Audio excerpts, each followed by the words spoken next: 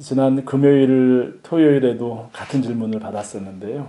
결혼정보회사에 회원으로 가입하는 분들의 궁금한 점 중에 하나일 수 있고, 일전에도 제가 영상으로 하나 소개를 해드린 적이 있는 것 같은데요. 결혼정보회사에서는 어떤 남녀들이 회원 가입을 하는가, 어떤 남녀들이 주로 결혼정보회사 회원이 되는가. 이건 선우만의 회원이 아니고요. 이 세상 결혼정보회사의 한 그 현상이기 때문에 그래도 한 번 더 소개를 해드리는 게 좋을 것 같습니다. 결혼정보회사에 이용하는 남녀들의 특징은, 이건 정말 하나의 몇 가지 특징이 잡히는데요.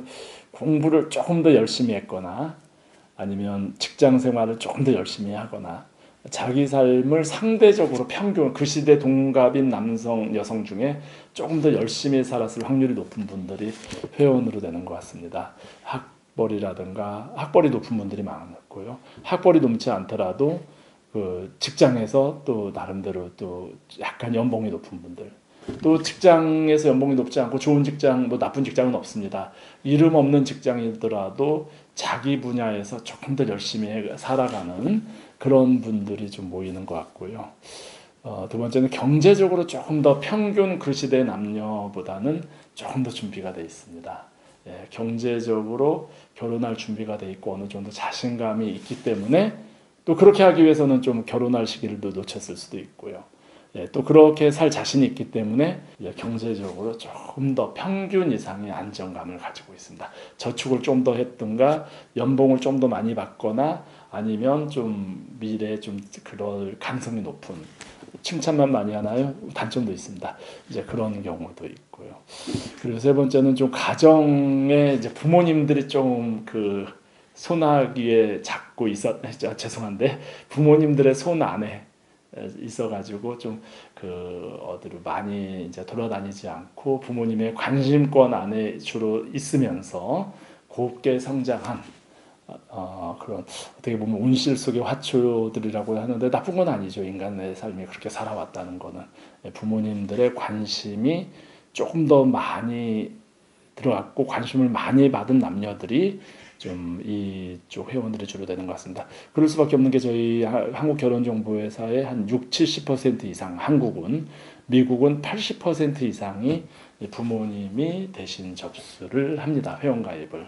부모님이 자녀와 의논을 해가지고, 아니면 부모님이 먼저 생각을 하고 가입을 하고 의논을 하든, 부모님 슬하에서 잘 성장한 상대적으로 화목한 과정에서 성장한 남녀들이 주로 모이고요. 예, 그 다음에 네 번째는 조금 평균적으로 내성적인 성격이 많습니다. 평균적으로 약간 적극적이지 않은 남녀 관계에 있어서는. 그러니까 열심히 공부하는데 공부하느라고 좀 많이 좀 노는 법을 배우지 못한, 아니면 자기 일을 열심히 하느라고 상대적으로 좀 그 이성 관계에서 좀 그 테크닉이 부족한 만남을 가지는, 여기서 숫기가 없다라는 얘기는 좀 이성 관계에 있어서 약간 순진한, 순수한, 만나서 그 좀 그 뭔가 좀 상대적으로 좀 재미있게 편안하게 해주는 게 중요하다면, 거기서 첫 만남에서 좀 약간 좀 평균 수준에 비해서 좀 수완이 떨어질 수가 있고요. 그리고 하나 더 특징 중에 하나는 그 요즘 클럽 나이트, 저희 시대는 뭐 고고장, 디스코장 막 그렇지 않습니까?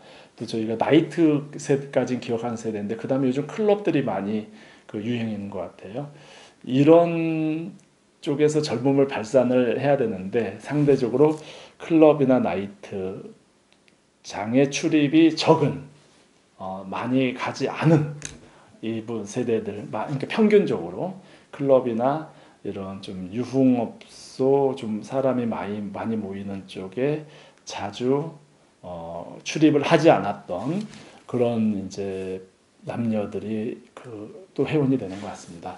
전체적으로 결혼정보회사의 어떤 그런 한 분위기를 읽을 수 있겠죠. 예. 그리고 또 하나는 좀 의지가 남다른, 하나 더 한다면, 그러면서도 좋은 배우자를 만나겠다는 좀 더 그 의지가 좀 확실하고 굳건한 이런 남녀들이 보이는 것 같습니다. 자, 한국결혼정보회사는 전 세계적으로 유례가 없는, 외국에도 남녀 만남은 있지만 거의 데이팅 서비스 수준이에요. 한때는 일본이 좀 더 유행이었을지 모르지만, 저희 선우 결혼정보회사, 한국 결혼정보회사 등장 이후 선우가 압도적으로 아니 결혼정보회사가 압도적으로 전문화 특화됐습니다. 배우자를 만남을 전제로 이렇게 만남을 주선한다는 거. 그런데 알고 보면 조선 600년이 또 그렇게 이어졌습니다. 한국의 중산층 이상의 그 남녀의 결혼은 그 당시에 마을마다 있던 중신앱이라고 해야 되나요? 중신어미, 이게 오늘날의 커플 매니저죠. 결혼정보 역할을 수행하는 그런 분들에 의해서 만남이 이루어졌으니까 이 한국 결혼정보회사의 역사는 사실상 600년 이상의 그 전통과 뿌리가 있는 그런 기반을 이제 선호가 또 이어받았는지 모르겠습니다. 자, 참고가 되었으면 합니다.